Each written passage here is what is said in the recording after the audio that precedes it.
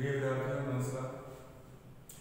आज हम बीएड की जो सेकंड यूनिट है उसका एक टॉपिक लेकर के हैं आपके सामने।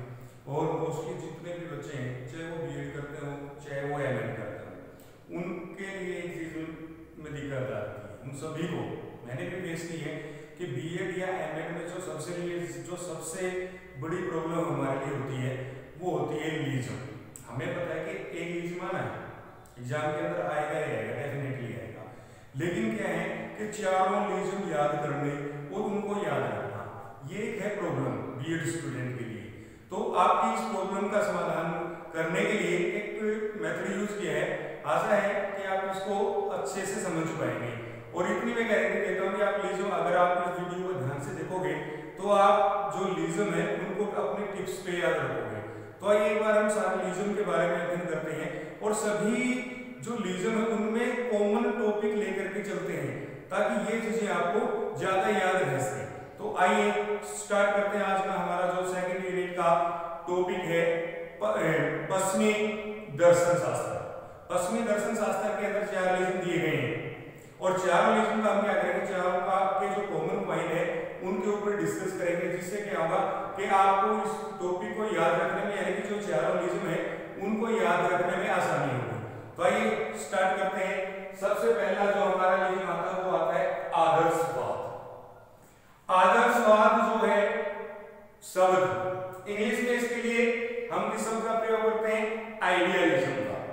तो इसके सबसे पहले इसके शाब्दिक अर्थ पे आते हैं। शाब्दिक अर्थ है क्या, देखिए 2 शब्दों से मिलकर के बनाया है, आइडिया प्लस इज्म। आइडिया का अर्थ है विचार, इज्म का अर्थ क्या होता है, वाद। तो इस प्रकार इसका अगर हम शाब्दिक अर्थ देखें तो हुआ विचारवाद। और इसमें क्या है कि आइडिया प्लस इज्म, इसमें उच्चारण की दृष्टि से आसानी रहे इसके लिए इसमें एल शब्द जोड़ा जाता है। तो इस प्रकार से ये बन जाता है हमारा आइडियलिज्म, विचारवाद, यानी कि इसके अंदर हमारे मन के जो विचार हैं उनको प्रमुखता दी जाती है। बात समझ रहे हैं आप? विचारवाद का मतलब क्या है, अगर एक लाइन में बोले कि विचारों को प्रमुखता दी जाती है। अब दूसरा क्या है, प्रकृतिवाद। इंग्लिश में इस क्या बोलते हैं इसको, नेचुरलिज्म। नेचुरलिज्म में क्या है कि जो प्रकृति है उसको महत्व दी जाती है।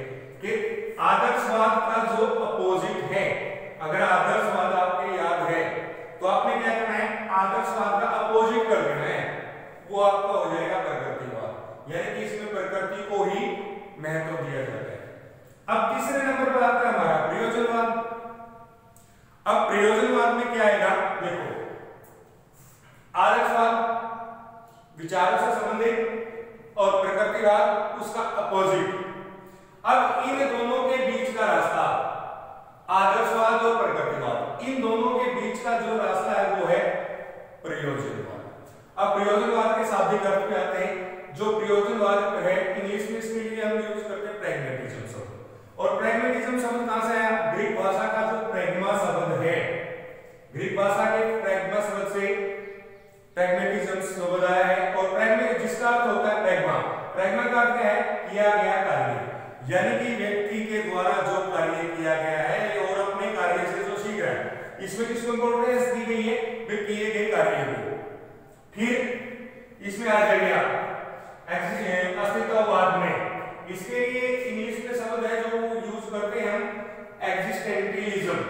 कहां से आया, एग्जिस्ट से आया। एग्जिस्ट शब्द का अर्थ क्या होता है, उठ खड़ा होना, उठ खड़ा होना, यानी कि इसके अंदर क्या है, जो अस्तित्ववादी मानते हैं उनका कहना है कि भी संसार के अंदर सबसे पहले आता है मनुष्य, विचार तो बाद में आएंगे, प्रकृति उसको बाद में प्रभावित करेगी और वो काम बहुत देर से स्टार्ट करेगा।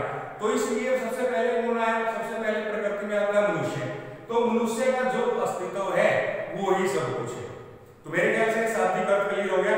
फिर भी मैं आपको एक बार थोड़ा बता देता हूं इसके अंदर कि आदर्शवाद विचारों को महत्व देता है, प्रकृतिवाद प्रकृति को महत्व देता है, जो प्रयोजनवाद है वो हमारे जो अनुभव होते किया गया कार्य उसको महत्व देता है, और जो अस्तित्ववाद है हमारा अस्तित्ववाद मानव अस्तित्व को महत्व देता है।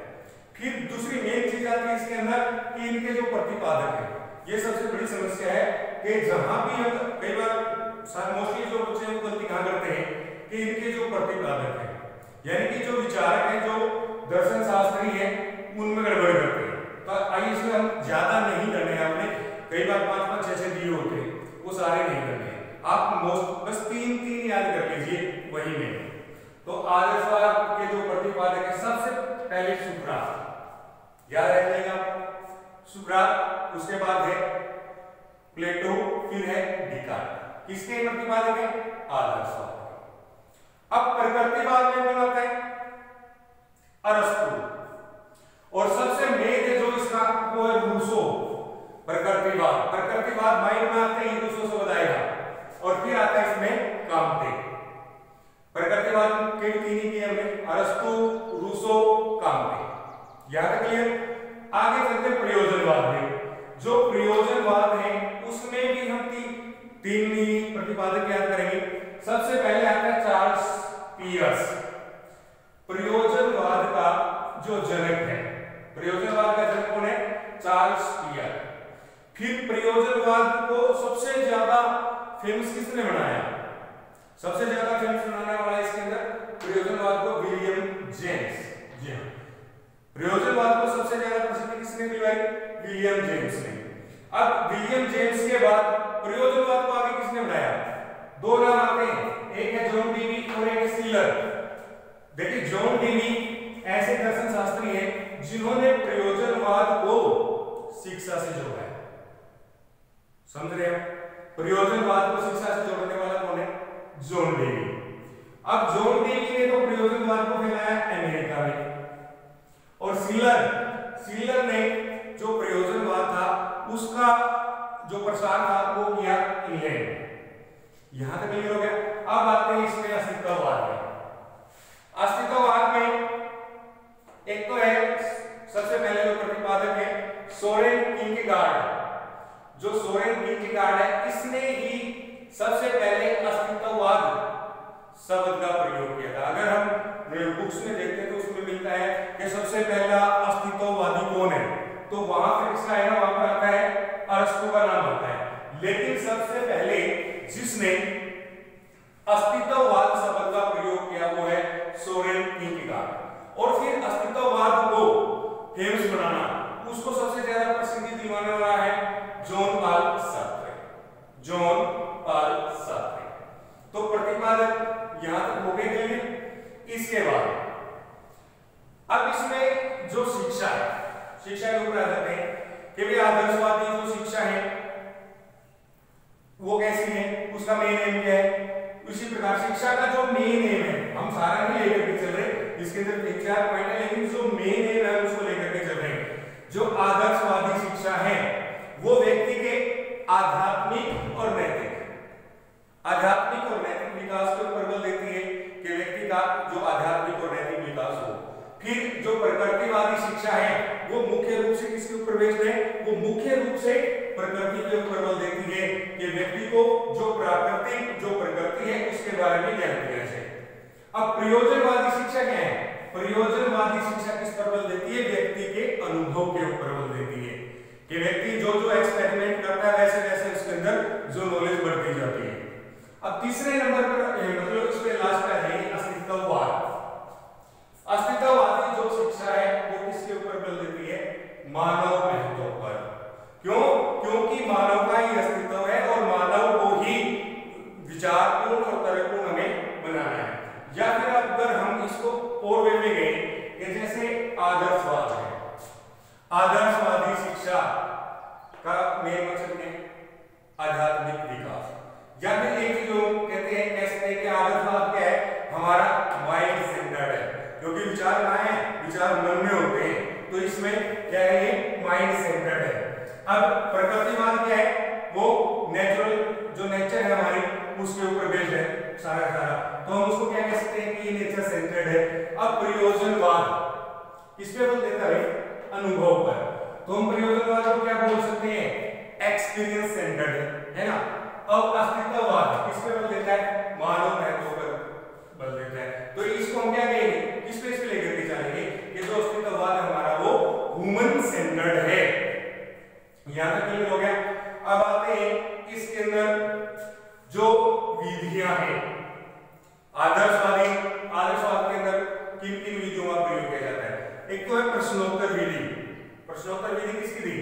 घात की जो प्रश्नोत्तर विधि है उसका प्रयोग आदर्शवाद में किया जाता है। इसके अलावा संवाद विधि का इसके अंदर प्रयोग किया जाता है। फिर आगमन निगमन विधि, इनका प्रयोग आदर्शवाद में किया जाता है। अब प्रकृतिवाद के अंदर क्या है? प्रकृतिवाद के अंदर है करके सीखना, लर्निंग बाय डूइंग हो गया, अनुभव द्वारा सीखना, खेल द्वारा सीखना, डाल्टन व मॉन्टेसरी विधि। अब जो मॉन्टेसरी विधि प्राइमरी क्लासेस के अंदर सबसे ज्यादा प्रयोग की जाती है वो किसकी देन है? वो प्रकृतिवाद की देन है। ये याद रखना, कई बार एस्टेट और सीटेट में भी पूछा जाता है। मॉन्टेसरी विधि किसकी है? प्रकृतिवाद की देन है। अब आते हैं प्रयोजनवाद पे। प्रयोजनवाद में क्या है? देखिए वही चीज आ गई, प्रकृतिवाद वाली लेकिन करके सीखना, फिर योजना विधि है, समस्या समाधान विधि, प्रॉब्लम सॉल्विंग जो मेथड वो इसमें यूज किया जाता है। अब अस्तित्ववाद में क्या है? अस्तित्ववाद में ये जो मेरी मैं आपको बता देता हूं, वो किसी स्पेसिफाई जो हमारा टीचिंग मेथड है उसको नहीं मानते। उनका मानना क्या है कि बच्चा जो कुछ भी सीखता है, मानो जो कुछ भी सीखता है वो अपने प्रयास से सीखे, क्योंकि जितने भी दुनिया के विद्यार्थी हैं सबकी सीखने की क्षमता अलग अलग होती है और कोई एक स्पेशल मेथड उन सभी बच्चों के लिए यूजफुल नहीं हो सकता। क्यों? क्योंकि सबकी बौद्धिक क्षमता अलग अलग है। तो इसमें इन्होंने क्या बोला है? एक तो प्रश्न पूछना विधि है और बालक अपने प्रयास से ही सीखेगा। बालक को जो कुछ भी सीखना है, अभी मैंने आपको बताया कि बालक जो कुछ भी सीखे अपने प्रयास से सीखे। कोई भी स्पेसिफाइड टीचिंग मेथड सभी व्यक्तियों के लिए उपयोगी नहीं हो सकता। किसका मानना है? अस्तित्ववाद। अब आदर्शवाद पे आगे चलते हैं। अध्यापक, आदर्शवादी जो शिक्षा है उसके अंदर जो अध्यापक का रोल है वो प्रमुख है। क्यों? क्योंकि ये हमारे जो हमने पहले भी किया था कि आदर्शवाद आध्यात्मिक और नैतिक शिक्षा के ऊपर बेस्ड है। जैसे हमारा जो पुराना गुरुकुल सिस्टम था उसमें क्या होता कि जो अध्यापक है वो अपने शिष्यों को ज्ञान देता है और अपने शिष्यों का जो नैतिक और आध्यात्मिक पक्ष है उसका उनको मजबूत करता है। तो इसमें अध्यापक प्रमुख है, क्योंकि वही बच्चे की जो मूल प्रवृत्तियां हैं उनके अंदर परिवर्तन कर सकता है। अब इसके अंदर प्रकृतिवाद में देख लो, प्रकृतिवाद इसके अपोजिट लेके चल रहे हैं ना आदर्शवाद के। इन्होंने कहा कि अध्यापक जरूरी है, प्रकृतिवाद तो नहीं मानता, कहता है कि जरूरी नहीं है। नहीं, अध्यापक जरूरी है। सबसे बड़ा जो अध्यापक है वो क्या है? प्रकृति ही बालक को सिखाएगी। लेकिन इसमें क्या है? अध्यापक का जो स्थान है वो गौण है, यानी कि बच्चों के लिए एक ऐसी स्टेज तैयार करना जिसके ऊपर वो अपना रंगमंच कर सके। अध्यापक का काम क्या है? यहाँ पर सिर्फ विद्यार्थियों के लिए ऐसा प्लेटफॉर्म बनाना जहां पर वो अपनी क्रियाएं कर सके। तो प्रमुख किसको माना? प्रकृति को। अब आइए इसमें प्रयोजनवाद। प्रयोजनवाद क्या कहता है कि प्रयोजनवाद अध्यापक को महत्व देता है, क्योंकि सारा का सारा जो शिक्षा का उत्तरदायित्व है वो अध्यापक के ऊपर है। विद्यार्थियों को गाइडेंस करना, उनको निर्देश देना और विद्यार्थियों से विभिन्न प्रकार की जो क्रियाएं कराना, वो सारा का सारा क्या है? अध्यापक के ऊपर आधारित होता है। अब इसके अंदर आइए अस्तित्ववाद। अस्तित्ववाद भी अध्यापक को महत्व देता है। क्यों? अस्तित्ववाद का मानना है कि व्यक्ति के अंदर जो विकास, उसका बौद्धिक विकास करना है वो अध्यापक के द्वारा ही संभव है। अध्यापक ही इंसान को सही मायने में इंसान बना सकता है। आगे आते हैं फिर इसमें आदर्शवाद। आदर्शवाद में पाठ्यक्रम कैसा होना चाहिए? जो आदर्शवादी मानते थे उनका कहना था कि पाठ्यक्रम ऐसा हो जो विद्यार्थी का आध्यात्मिक और नैतिक विकास करे। तो उसके अंदर क्या है? उन्होंने आध्यात्मिक व नैतिक विषयों को शामिल करने की बातें की। अब प्रकृतिवाद क्या कहता है? प्रकृतिवाद अपोजिट जाएगा। तो इसलिए ये कहता है कि भाई हमें बच्चे का केवल आध्यात्मिक विकास या नैतिक विकास तक ही संभव नहीं रहना है। हमें बच्चे का आध्यात्मिक विकास भी करना, उसका बौद्धिक विकास भी करना है, शारीरिक विकास भी करना है। तो इस प्रकार से ये जो विद्यार्थी के सर्वांगीण विकास की बात करते हैं प्रकृतिवादी। इनका मानना है कि खेलकूद की जितनी भी विधियां हैं, चाहे विद्यार्थी पेड़ों पे उतरे चढ़े, वो सारी जो क्रियाएं हैं वो पाठ्यक्रम में शामिल की जानी चाहिए। अब प्रयोजनवाद में आते हैं। प्रयोजनवाद क्या कहता है कि प्रयोजनवाद कहता है कि पाठ्यक्रम ऐसा हो जो कुछ सिद्धांतों पर आधारित है। सबसे पहला इन्होंने सिद्धांत दिया रुचि का सिद्धांत। कि जो पाठ्यक्रम है वो रुचि के सिद्धांत पर आधारित है, यानी कि विद्यार्थी उसके अंदर रुचि ले सके। बच्चों का अगर इंटरेस्ट होगा किसी पाठ्यक्रम के अंदर तभी तो वो पढ़ेंगे उसको, वरना क्यों पढ़ेंगे।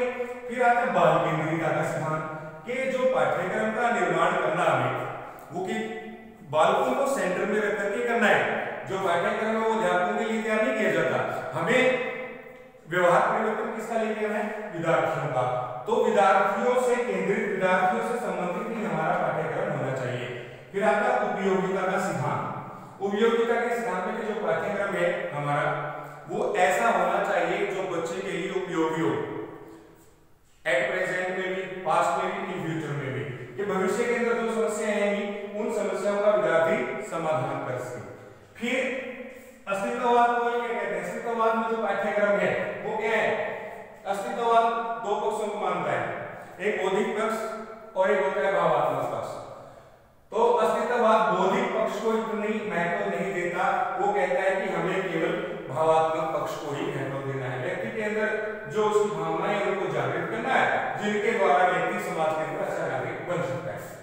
अब अनुशासन में आ जाते हैं। आदर्शवाद के अनुसार अनुशासन कैसा होना चाहिए, ये कहते हैं कि अनुशासन कड़ा होना चाहिए, कठोर नियंत्रण में विद्यार्थियों को रखना है।